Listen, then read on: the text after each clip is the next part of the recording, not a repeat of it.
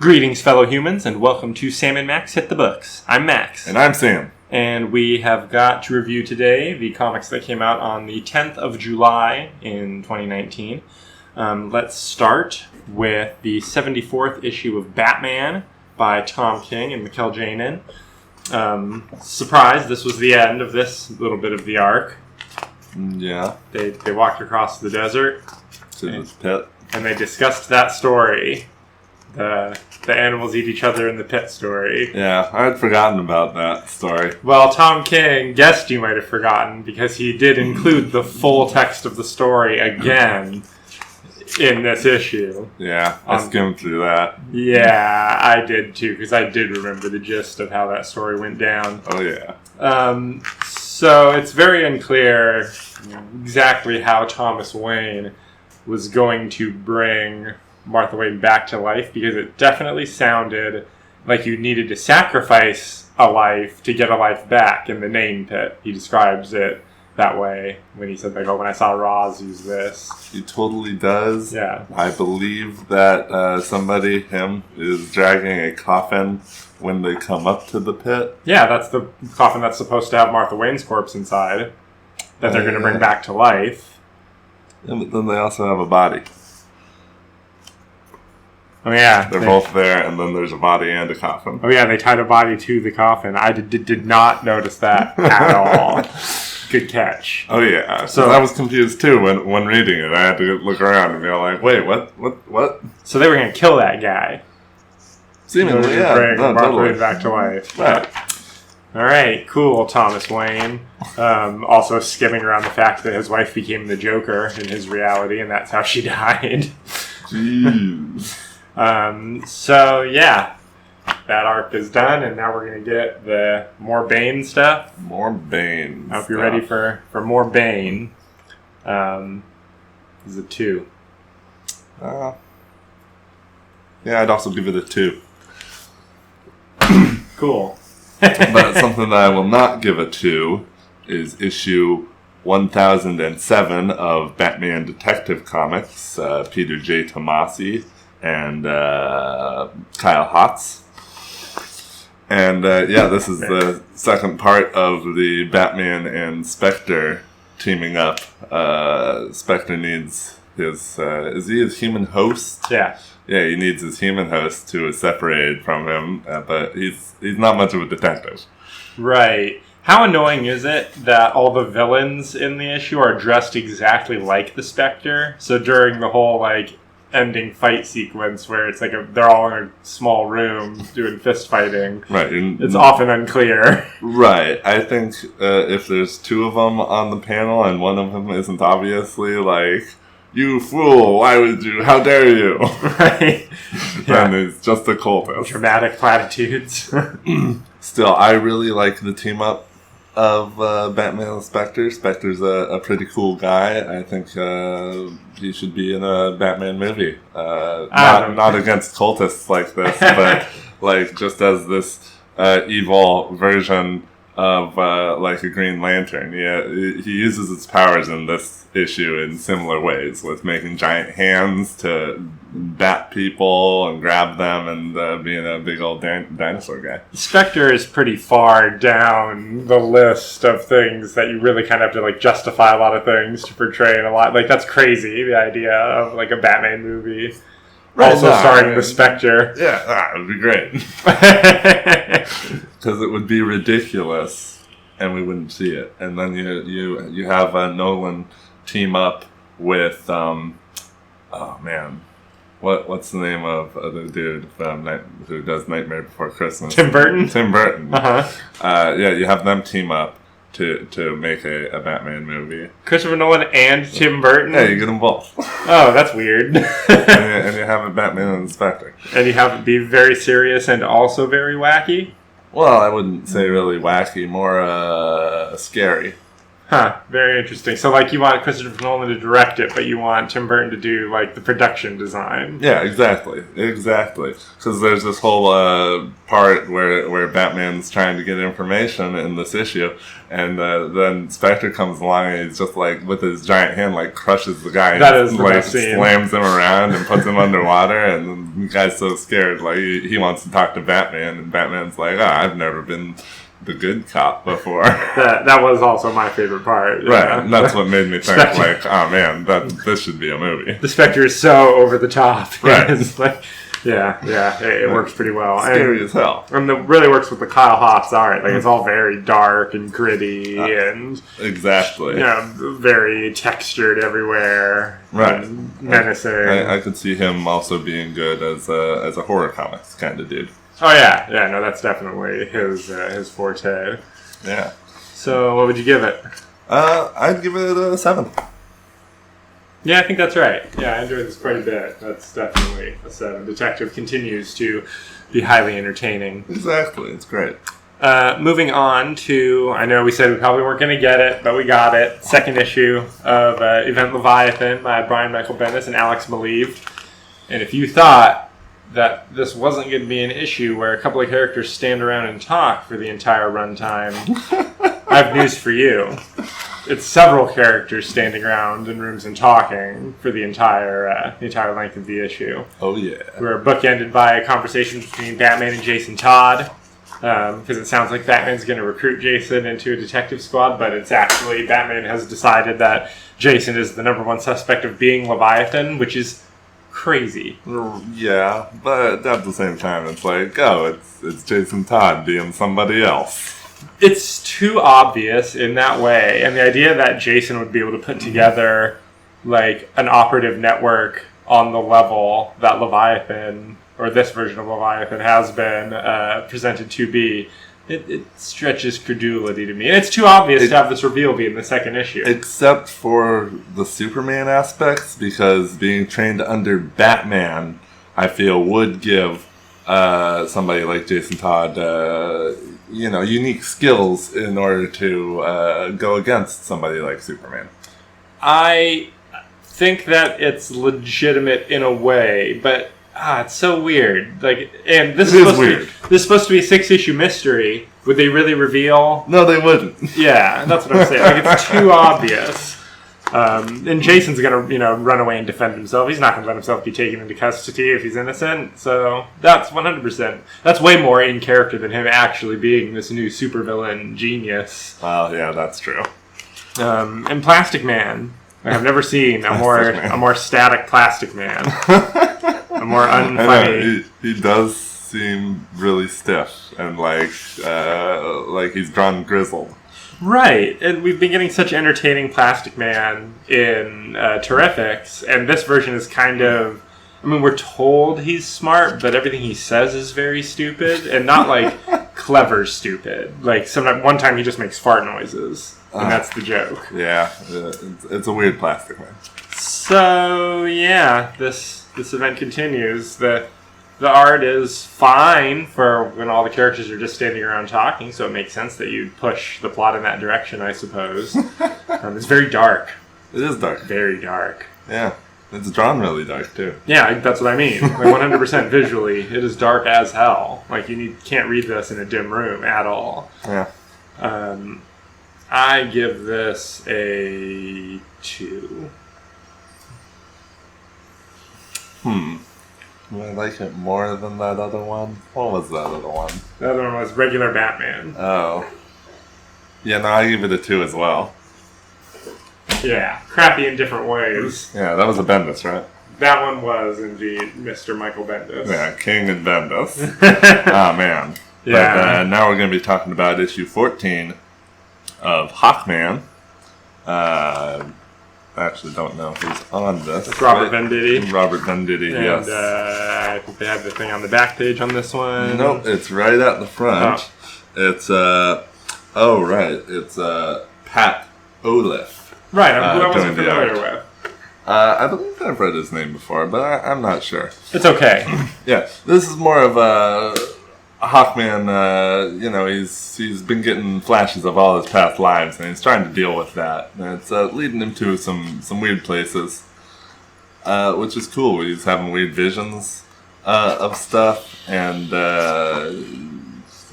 he knows where to go to find cool stuff. But what's really interesting about this issue is the emergence of the Shadow Thief. Right, we're not Hawkman regulars, but he's presented as a Hawkman villain. Right, so. But he's presented as used to have powers of trickery. Right. But now he actually has power to control shadows. And the most interesting thing is that at the end here, he steals Hawkman's shadow. Right, we got some Peter Hawkman's Pan like, going oh on. my god, what are you doing? Like, who knows what this is going to do to him? It's a weird thing, and we found out that Luther's set this all up too. Yeah, this is all a tie-in to Luther's Justice League shenanigans. Yeah, so this was okay. It was a pretty quick read overall. Weakest issue of Hawkman so far to me. Right, honestly. I am interested by the villain, but that's about the only thing. Other than that, it's just archaeology is going on, past lives is going on. Yeah, the same stuff we got a real interesting issue. Yeah, I liked last issue's past lives one-shot thing a lot more than the little bit we get in this, which is just used as sort of an excuse for Carter to be like, you might have been evil in some of my lives. Yeah, so I'd give it a 4. Yeah, I think that's right. Slightly below average, especially for how Hawkman has been. Exactly. Yeah. Okay, next up, we've got Second Coming by Mark Russell, drawn by Richard Pace. And this was a comedy, ostensibly. Yeah, definitely. Or satire. Did you laugh? Not really. Mostly at the art. And just a little bit, once or twice, maybe a chuckle at God. I thought this was a real struggle to get through. Yeah, I can agree with. I was interested in the first half, but I feel like the second half really, I lost all interest. Yeah, it's interesting. I feel like I feel like he thought that this version of God was going to be a really funny concept, and that the concept itself would carry the humor of God just being just a raging asshole all the time. Yeah, no, like any other asshole. Right, exactly. And he's not doing anything funny or interesting. What would asshole God do? He would trick somebody into thinking they were going to hell when they were going to actually go to heaven. Funny. Right. Well, and then it's weird because you're supposed to think it's funny, but then other characters also aren't finding it funny. I guess that is true. Jesus is the only character in the whole book that seems to be really not a dick. Right. I mean, the Superman guy is kind of nice. But he's kind of lame. Right, yes. I mean, obviously he's Superman, but at the same time he kind of, lame. Yeah, just real lame. Just real, you can't count on this guy in a weird way. Even though we see him saving people at the beginning, he then can't find a boat full of people later, and he's also late for, I guess, his adoption meeting that he's supposed to have with his wife. What did you think of the penis and vagina trees? I guess it's kind of funny, but does that make sense? I don't really get what he's trying to say with this. Right. It would have made sense if the fruit of life, the fruit of knowledge. Beforehand, Adam and Eve maybe didn't have genitalia, and then they eat it. It would make sense because after they eat it, the dude's immediately playing with his dick. Right. But I mean, he had a dick the whole time. Right. Well, he just didn't know he had it or what it was for. I guess so. But I just wanted to point out to the listeners that in this issue there are penis and vagina trees. And what's this? And what's this line he has about laws, where it's laws just another word for revenge? Right, but. And that's a little weird because that doesn't make sense. But then it goes on to say, but then man just used law to justify its own violence. Right. And, that I liked. I thought that was an interesting observation of law. People using it in order to, hurt or harm others, take life, whatnot, steal. I guess I just resent the implication that all law is flawed. But, well, I can agree with that, but that's a thing about the difference of natural law and, man-made law control, mostly. Right. Yeah, that's kind. All right. Well, yeah, I didn't enjoy this at all. I don't think we'll be getting another issue. I give it a 1. A 1? I'd give it a 2. All right, let's wash the taste out of our mouths. Yeah, with Venom issue number 16, which has Rhino on the cover. Yeah, you're right. That's weird. Just pointing that out. Yeah. But Donnie's finally back on Venom. Donnie is back on Venom, but Venom is not back on Eddie. So we're following Eddie this entire issue. He's got a kid. He's got no job, no money, no symbiote, no way to provide. Yep. So what does he do? He goes to where he used to work. Daily Globe. Yes, that's the one. Yeah, not the Bugle. Right. And he gets a little freelance job, investigative journalism. Yeah, cool. It's weird. That's because this is like the guy obviously knows he's Venom, right? Like people know that Eddie Brock is Venom. He doesn't really have a secret identity, People know. So the concept that this guy would even consider hiring him is in itself somewhat hilarious. Right. No, it's totally weird. But I guess if he was like young intern and looked up to Eddie, that maybe he'd think, well, I knew this guy. I never knew him as Venom. I just heard stories. I mean, he's got to have Eddie write under a pen name, right? He's not going to have Eddie Brock with a byline at his newspaper. Right. No, definitely not. Nobody would do that. But that's okay. He's a freelance journalist. They can do that kind of thing. Where else is it going to work? But he gets a job from this guy, saves some kids, so he goes down. And I did enjoy the way that the issue got around to not having the symbiote by just depicting Eddie as Venom with a raging inner monologue the entire time. Right, because he's visualizing himself as Venom when he fights, which I thought was real cool because it ends up in this issue being depicted as working very well. Yeah, and he points out things like he's able to shut off his pain receptors so he can deliver hard punches. Right, like when he's fighting as Venom, I'm sure he's able to do that stuff. He's trained in new ways. I do like the implication that, if we take it a little literally, it's almost like having the symbiote has taught him a little bit more about how to control the individual aspects of his own body. Exactly. And that's pretty cool. So he manages to save a bunch of kids. Good for him. He gets real beaten up, though. Oh, yeah, he gets fucked up majorly.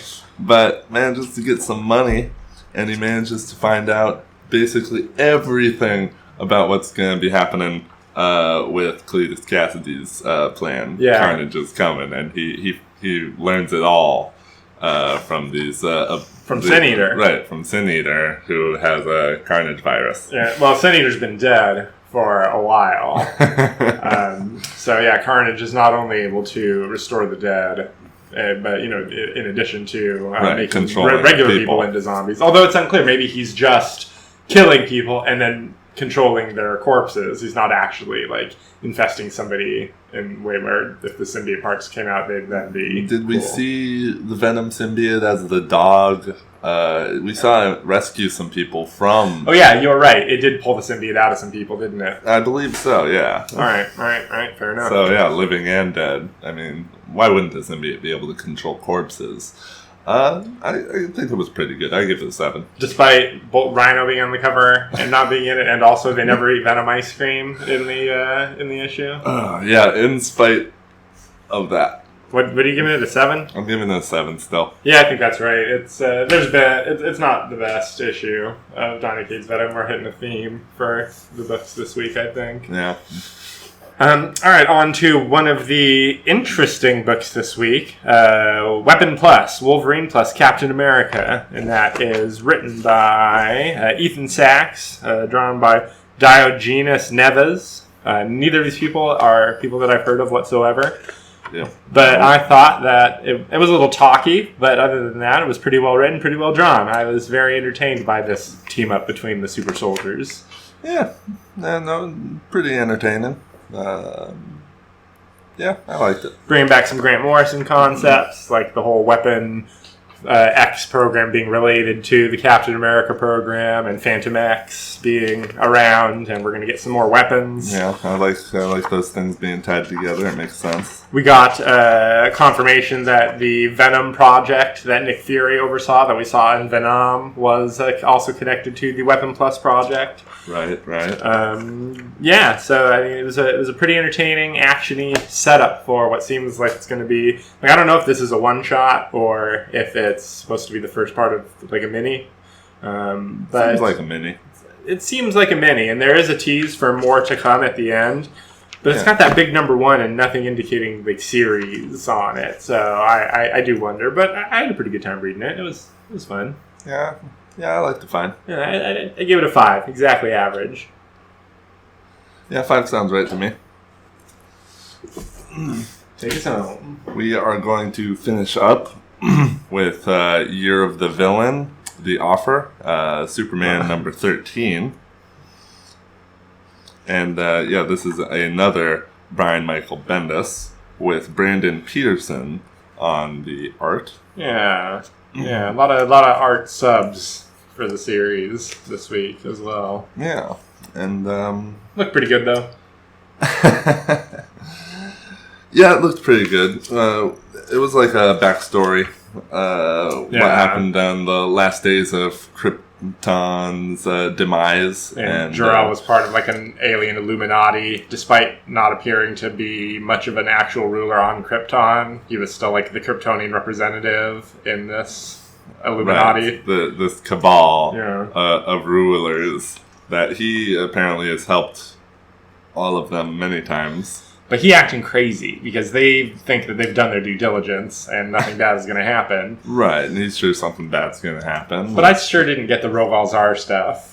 It's like, were they hinting that they were going to send Rogal Zar at Krypton? Were they saying maybe Rogal Zar is loose, but we don't want to talk about it, and he might be coming for Krypton? No, they just say, the name Rogal Zar, and it's like, why are we talking about Rogal Zar? So then he's like, hey, you heard of Rogal Zar? And it's like, who's Rogal Zar? Yeah, but isn't it like, it's like a threat when the dude says it during the conversation? It's a weird thing. Yeah, because he was going to say, what does the mercenary have to do with this? Of course I've heard of him. And then he gets this glare. And then he's like, it was just a question. Like, let's all think about what was said. But everybody seems to have panicked once Rogal Zar was brought up. So I'm still unclear. Yeah, it seems like maybe threats were going both ways. Maybe, they just knew Rogal Zar and not his plan. I mean, maybe they're just not telling him and they're totally in on it. I mean, Thanagar will just send people to Krypton to try to assassinate Jor-El, and they can just get to Krypton and do that. Like, so weird. Also, yes, very weird when Thanagarians showed up. And you know what else I hated? Jor-El's wife kept calling him Jor. Jor. I really don't like that. I mean, I know that's people call Superman Cal, so it's not breaking the naming convention rules, but damn. I don't know. That was weird. I don't know. But, then it flashes forward to Superman and Jor-El. They're gonna go check out the ruins of Krypton, big asteroid field, whatever. So I guess the implication is that the big battle that they came upon, where Zod and Rogal Zar showed up, and they were fighting like the Thanagarians and the other alien fleets. Right. The implication is that all those people want to kill Jor-El. Yeah, that seemed like that, yeah. So I guess we're still have yet to be revealed. Something else is going to be revealed next issue, I suppose, in a more flashback, like exactly what he did to really make these people want to kill him, even now, like many years after the destruction of Krypton. Yeah, it's a weird thing. It's weird. And this one ends once again with Luther Droid coming in. Doing stuff, which, that's becoming a theme. I guess he's going to give Lois the story of everything he's doing. I guess. He really is tying himself into everything in a weird way. Well, it's the offer. So I give it a 3. Yeah. Yeah, I think that's right. It was better than the other crap this week, but only barely. Only barely, yes. It was better than the other Bendis. Yeah. Or the other Bendis that we didn't talk about. I guess we'll hang on to this title at least long enough to see where this revelation goes, and then we'll Depends see. on how long it takes. I know, right? If it's next issue, like, oh, more to come, we'll see. And that does it for the week.